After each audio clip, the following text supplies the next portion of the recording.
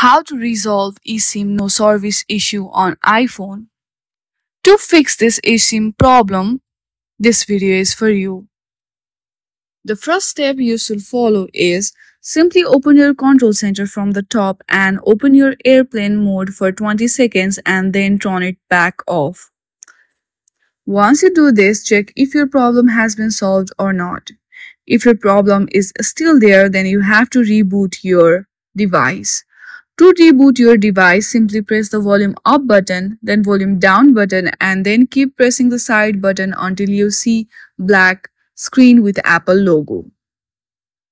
Then launch your settings on your device. Scroll down a little bit, there you will see general options. Simply tap on it and hit on transfer or reset iPhone and reset network settings. Once you follow this step, your eSIM issue will be solved.